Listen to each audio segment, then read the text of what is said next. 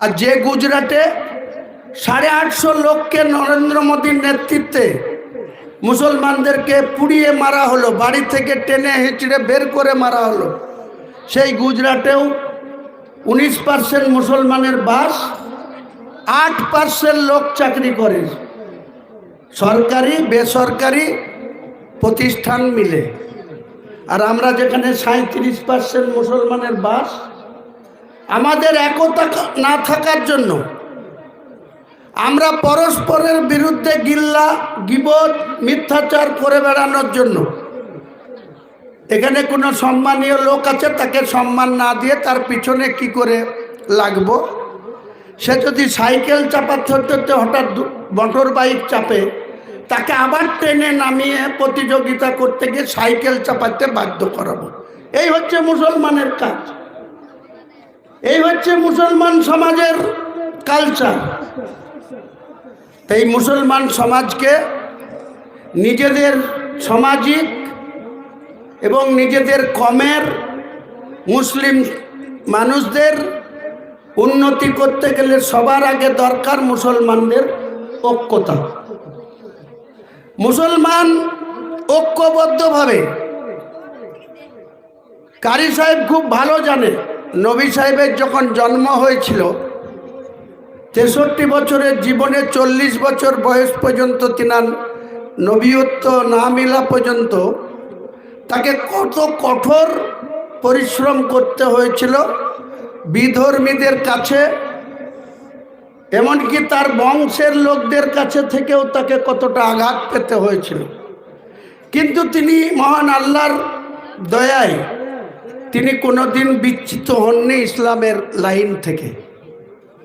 অনেক অপমান, অনেক মার খেতে হয়েছে। 3 দিন যাবৎ তিনার পেটে কোনো অন্ন যায়নি, তবুও তিনি পেটে পাথর বেঁধে নবী সাহেব কিন্তু আল্লাহর উপরে ভরসা করে তিনি বেঁচে ছিলেন।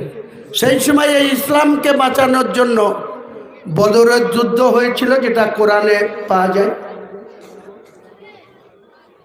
কারবালার যুদ্ধ হয়েছিল, যেটা নবী সাহেবদের নাতি হোসেন হাসেনদের কি অবস্থা হয়েছিল। আজকে আমাদেরও বিভিন্ন জায়গায় কারবালা হচ্ছে, মহরম হচ্ছে, ঢোল বাজিয়ে পাছা নাচিয়ে বেড়াচ্ছে।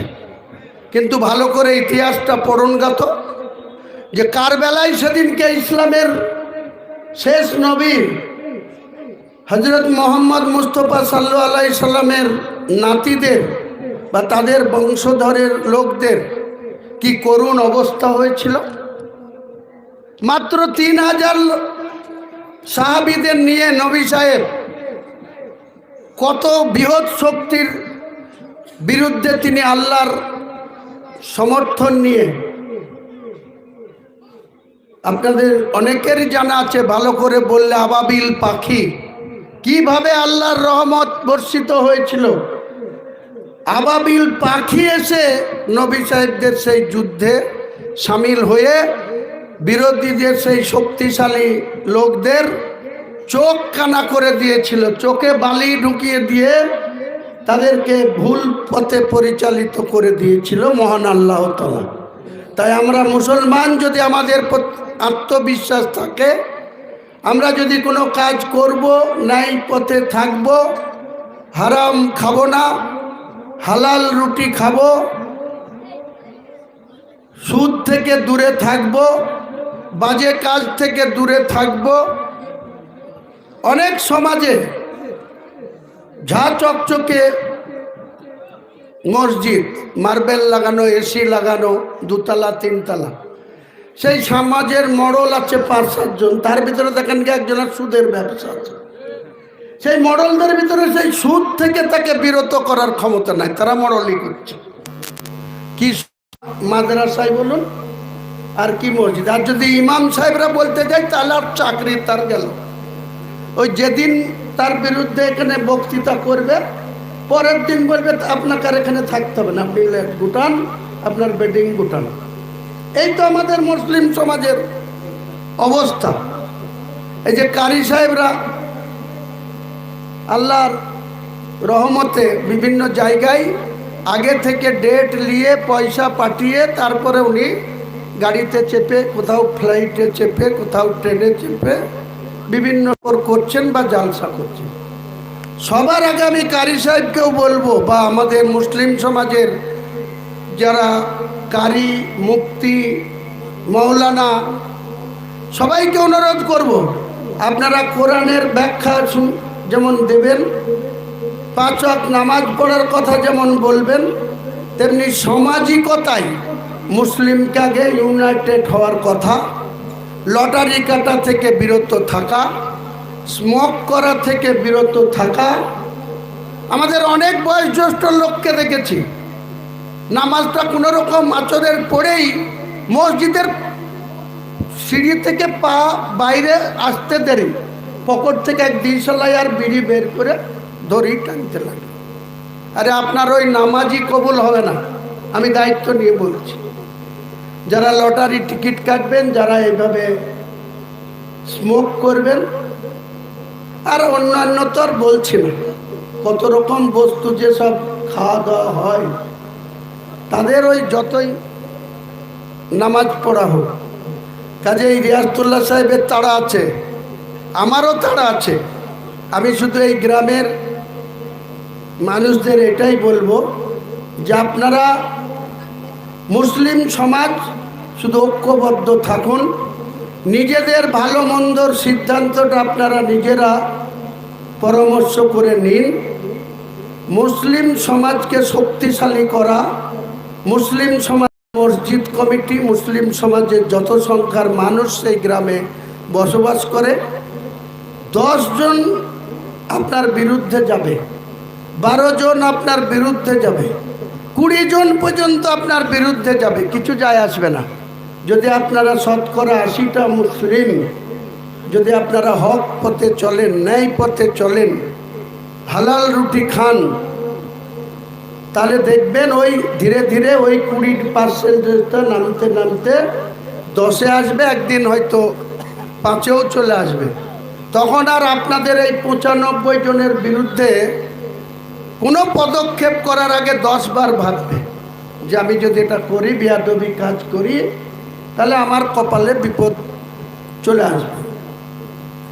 যাই হোক, আমি আমার বক্তব্য বাড়াবো না, কারণ আমি আগেই বলেছি আমরা জালসার বক্তা, আমরা রাজনৈতিক ব্যক্তি। সেই 1982 সালে নুরুল ইসলাম চৌধুরী বেলডাঙ্গার বিধায়ক হয়েছিল, 96 সালে সে হেরে গিয়েছিল 15 বছর পর। 96 সালে হারার পর আবার 2001 সালে গোলাম কিবরিয়া সাহেব, এই গ্রামের মানুষ, তিনি কংগ্রেসের বিধায়ক হয়েছিল। আর একজন হয়েছিল, 3টে বিধায়ক ছিল তখন আমাদের বেলডাঙ্গা 2 ব্লকে। 6টা অঞ্চল ছিল 61 নওদা, 2টো অঞ্চল ছিল 64 বেলডাঙ্গা, আর 3টে অঞ্চল ছিল আমি যেখানকার বিধায়ক, এখন কাঁদির নম্বর 68, তখন ওইটা ভরতপুরটা ছিল 68। তো যাই হোক, সেসব নিয়ে আর কথা বলে দরকার নাই, আমার শুধু একটাই বলা,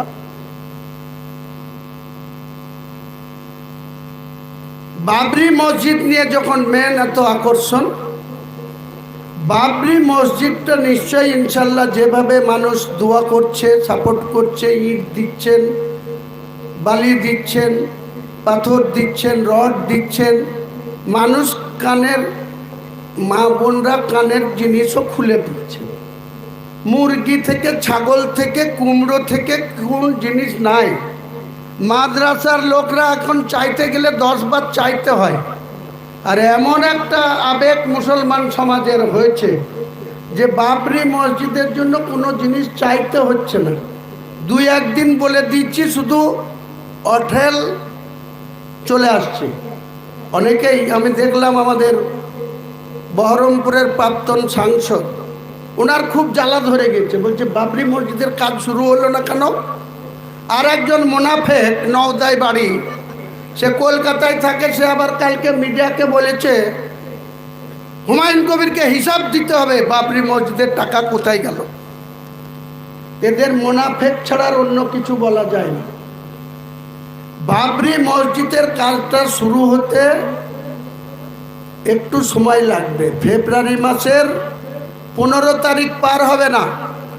আনুষ্ঠানিকভাবে খুব বড় আকারে যে আয়তনের বাবরি মসজিদ ছিল সেখানে 6800-র বেশি মানুষ নামাজ পড়তে পারত না, 7000ও পারত না, 6800।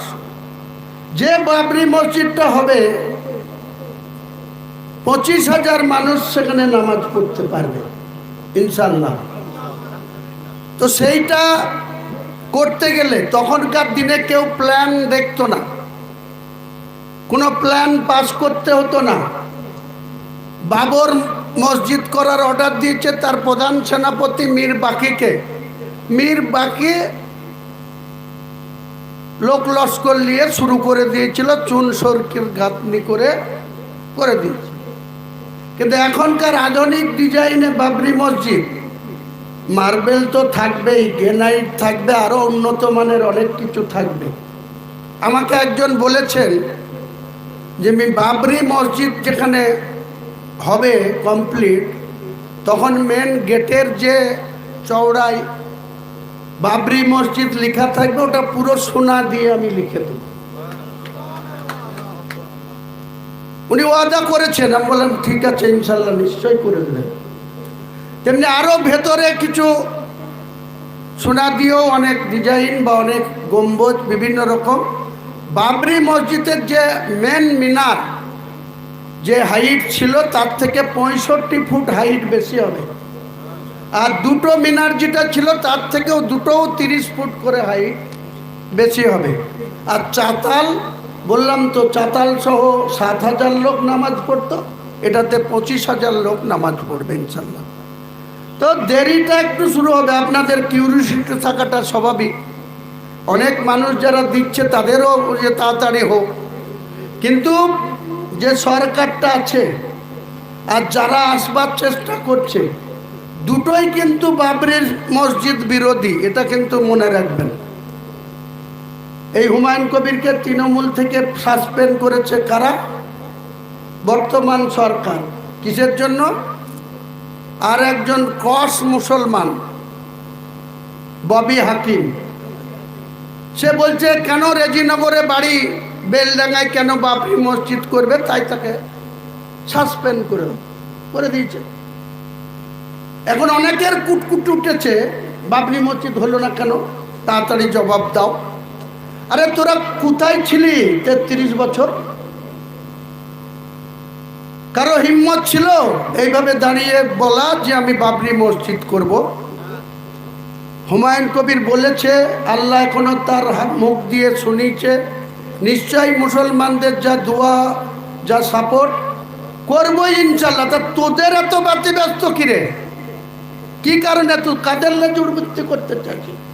আর অধীর তুই কি নামাজ পড়বি নাকি আগামী দিনে? তোর আবার এত তোর জোর বাবরি মসজিদ হচ্ছে না কেন, তার জবাব দিতে হবে তোকে। তুই তো বেলডাঙ্গার লোককে বোকা বানাস, সরুলিয়া, জলিলিয়া, আরো মাদ্রাসায় সারগাছিতে দাঁড়িয়ে দাঁড়িয়ে পেন্ট্রোল থেকে মুতে এসে এখানে আবার কোরআনের আয়াত পড়িস। তুই নেমু খারাম, তুই আবার কেন বলবি বাবরি মসজিদ তাড়াতাড়ি হোক? তোর কি স্বার্থ রে? তুই বাবরি মসজিদের মর্যাদা কি বুঝিস? তুই কংগ্রেস করিস, তোর প্রধানমন্ত্রী ছিল পিভি নরসিংহ রাও। এই যে মুখ্যমন্ত্রী তিনি কেন্দ্রের ওই পিভি নরসিংহ রাওর মন্ত্রিসভায় কেন্দ্রের প্রতিমন্ত্রী ছিল ক্রীড়া দপ্তরের। তখন তোরা কথা বলেছিলি? তুই তো ছিলিস না, তোর কোনো অস্তিত্ব ছিল না অধীন। 92 সালে, 99-এ তুই এমপি হয়েছিস। তাই মমতা ব্যানার্জি তো ছিল, তুমি বিরোধিতা করেছিল। কংগ্রেস দল বাবরি মসজিদে রাজীব গান্ধী হিন্দুদের কথায় তালা মেরে দিয়েছিল, নামাজ পড়া বন্ধ করেছিল 86 সালে। তারপরে ধীরে ধীরে আরো হিন্দুরা শক্তিশালী হলো, 92 সালে বাবরি মসজিদটা ধ্বংস করে দিল। সেই বাবরি মসজিদ আমি প্রতিদিন থ্রেড খাচ্ছি, প্রতিদিন মাথা কেটে নেওয়ার কথা বলছে, তবুও আমি এখানে দাঁড়িয়ে আছি। আর তোরা মুনাফেকরা মজা মারছিস যে কবে হলে হবে, হিসাব চাই। তোকে কে রে হরিদাস পাল যে তোকে হিসাব দিতে হবে আমাকে? আমি বলছি বাবরি মসজিদ হবে, আর যত টাকা দান আসছে, যত মেটেরিয়ালস আসছে, কাজ শুরু হওয়ার পরে থেকে লাস্ট কমপ্লিট হওয়া পর্যন্ত বাবরি মসজিদের অনুদান কত পাওয়া গেল, কত মেটেরিয়ালস পাওয়া গেল, কত খরচা হলো, ট্রাস্ট থেকে অডিটর লাগিয়ে অডিট করে পুরো বাংলার মুসলমানদের না, গোটা ভারতবর্ষের মুসলমানদেরকে জানানো হবে। স্বচ্ছতার প্রশ্নে আমি কারোর সাথে কম্প্রোমাইজ করব না, কিন্তু মুরুদ নাই এক ফুটা, আর তুমি কালকেই করে দিতে হবে বলবা, তোমার 14 গোষ্ঠীর ক্ষমতা থাকে তো একটা করে দেখাও তো দেখি কেমন তুমি মসজিদ করতে পারো না কি করতে পারো। একটা ইমারত বানাতে গেলে ইন্ডিয়ানের যা রুলস আইন তা মেনটেন করে করতে হবে। সমস্ত কাজ চলছে, ইনশাল্লাহ ফেব্রুয়ারি মাসে শুরু হবেই 15 তারিখের আগে, এবং 3 বছরের মধ্যেই বাবরি মসজিদ কমপ্লিট হবে। পাশাপাশি হসপিটাল, হোটেল কাম রেস্তোরাঁ, মুসাফিরখানা, তারপরে একটা ইউনিভার্সিটি। এই মমতা ব্যানার্জিকে একটা ইউনিভার্সিটি চাওয়া হয়েছিল সিরাজদৌল্লার নামকরণে, আজও পর্যন্ত 7 বছর ধরে একটা ইউনিভার্সিটি চালু রেখেছে। সিরাজদৌল্লার নাম দিতে তার গায়ে একবারে প্যাক প্যাক করে ভুগছে। মন্দির বানানোর সময় বিরাট তোড়জোড়, আর সিরাজদৌল্লার নামে তার মন্দির ইউনিভার্সিটি হবে না। তো এই মুসলমান কবে বুঝবে? মুসলমানের বাড়িতে মুরগি পোষা, জামাই আসলেই জবাই করে জামাইকে খাই দেয়, তেমনি মমতা ব্যানার্জি মুসলমানদেরকে শুধু ব্যবহার করছে। বলছে আমি মুসলমানদের মাসিয়া। ঈদের ময়দানে রেড রোডে গিয়ে এই আমাদের কারি সাহেবদের মতন কিছু কারি আছে কলকাতায়, তাদেরকে ধরে অমনি হিজাব পরে যাইয়ে একবারে বলে দিচ্ছি লা ইলাহা ইল্লাল্লাহ মুহাম্মাদুর রাসূলুল্লাহ। মুসলমান ভাই, তোমরা আমাদের দুধেল গাই, তোমরা ভোট দিবা, আমি তোমাদের হয়ে রেড রোডে এসে দাঁড়িয়ে তোমাদের হিজাব পরে দেখাবো। কি লাভ মুসলমান সমাজে? তাই আমি আমার বক্তব্য না বলে এই গ্রামের বেলডাঙ্গা এলাকার মানুষকে বলবো, মুসলমান আপনারা নিষ্ঠাবান হন, ঐক্যবদ্ধ হন, ইমানদার হয়ে কবরে যাওয়ার চেষ্টা করুন। আসসালামু আলাইকুম। ধন্যবাদ জানাই আমাদের এমএলএ সাহেবকে। যে শিশু মাদ্রাসা হবে ইনশাল্লাহ, আমি এত চাপে আছি আপনারা জানেন, তো নিশ্চয়ই আমি ঘোষণা করছি না, একটু সামলিয়ে নিতে দিন, তারপরে নিশ্চয়ই মাদ্রাসা কর্তৃপক্ষ আমার সাথে যোগাযোগ করবেন। ইনশাল্লাহ আমার সাধ্য মতো আপনাদের মাদ্রাসায় পাশে থাকবো, অনুদান দেব ইনশাল্লাহ। আসসালামু আলাইকুম।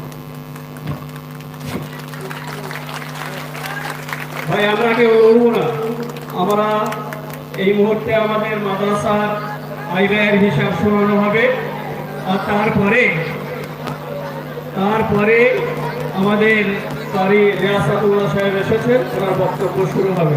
ভাই ওনার পেছু পেছু বা সামনে সামনে আমরা যাবো না, ভিড় করবো না রাস্তাটায়, আমরা আমাদের কাজ শুরু করি, আমাদের কাজে ব্যাঘাত ঘটাবেন না, ওনাকে রাস্তা দেন।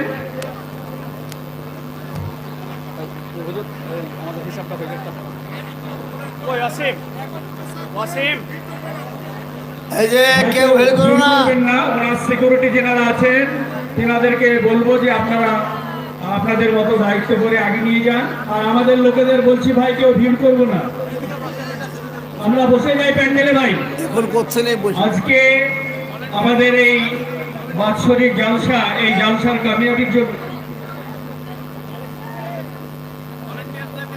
ভাই এবারে আমাদের বক্তা শুরু করছে বক্তব্য আপনাদের সকলের পরিচিত জনাব আলহাজ কারি রিয়াসাতুল্লাহ হায়াতী সাহেব। জি